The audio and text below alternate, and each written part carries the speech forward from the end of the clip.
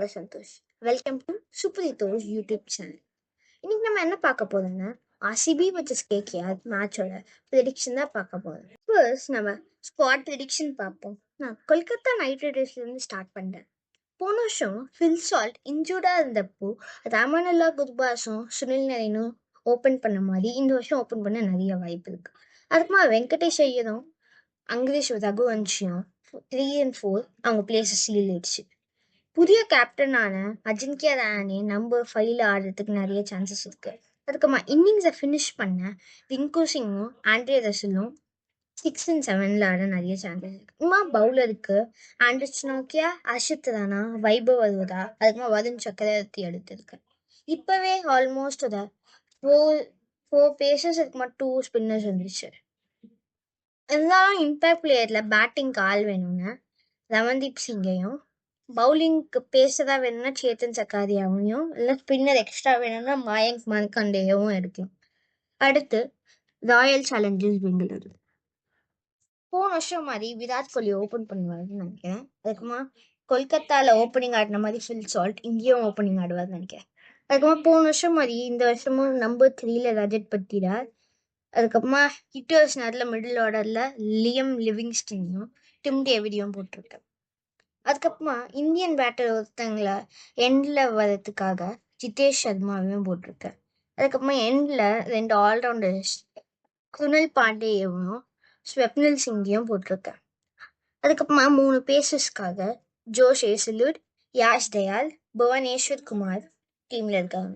Impact பிளேயருக்கு பேட்டிங்க்கு வேணும்னா David படிக்கல், அதுக்கப்புறமா பவுலிங்க்கு வேணும்னா ரசிக் சலாம் இல்லைன்னா சுயாஷ் சர்மா அவங்க எடுத்துக்கலாம். ஃபேக்டர் பிளேயர்ஸ் அடுத்து பார்ப்போம். இல்லை நான் டாப் 5 எடுத்திருக்கேன். கொல்கத்தா நைட் ரைடர்ஸில் வருண் சக்கரவர்த்தி, சுனில் நரேன் மெயினாக இருக்க வாய்ப்பு இருக்குது. ஏன்னா ராயல் சேலஞ்சர்ஸ் பெங்களூரில் ஸ்பின்னுக்கு அகேன்ஸ்டாக ஆடுற நல்ல பிளேயர்ஸ் நிறைய பேர் இல்லை. ப்ளஸ் நிறைய பேட்ஸ்மேன் ராயல் சேலஞ்சர்ஸ் பெங்களூரில் ஸ்ட்ரகிள் பண்ணுவாங்க ஸ்பின்னர்ஸ்க்கு அகேன்ஸ்டாக, அதுவும் மிஸ்ட்ரி ஸ்பின்னர்ஸ். அடுத்து நான் பேசர் ஒருத்தர் எடுத்திருக்கேன், அஷித் ராணா. இவர் ரீசெண்டாக மேட்சஸ் நல்லா பண்ணியிருக்காரு, ப்ளஸ் டெஸ்ட் மேட்ச் எல்லாத்துலேயும் நல்லா பண்ணியிருக்காரு, ப்ளஸ் இந்த சாம்பியன்ஸ் ட்ராஃபிலையும் ஃபுல் ஃபார்மில் இருக்கார்.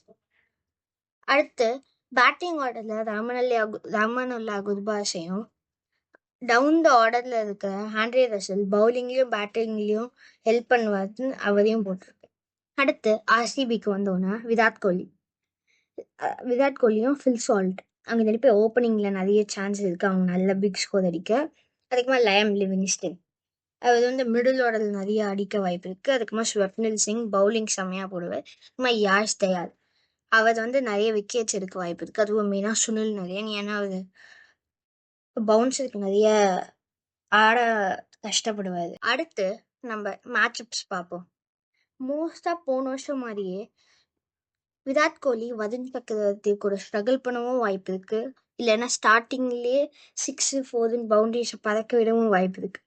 நெக்ஸ்ட் ஸ்வப்னில் சிங்கும் ரிங்கு சிங் பேசர்ஸ் அதுக்கப்புறமா ரைட் ஆர்ம் ஸ்பின்னர்ஸ் அடிச்சிடுவார், அதனால் லெஃப்ட் ஆர்ம் ஸ்பின்னர் இந்த மேட்சை பார்த்தது இல்லை, அதனால இன்ட்ரெஸ்டிங்காக இருக்கும். ஆண்ட்ரே ரசல் அது நிறைய அடிக்க போகும்போது ஸ்லோவர் பவுன்சர் அதுக்கப்புறம் ஸ்லோவர் பால்ஸ்க்கே அவுட் ஆகிருக்காது, அதனால யாஷ் தயால் நல்ல சான்ஸாக இருக்கும் ஒரு விக்கெட் எடுக்க.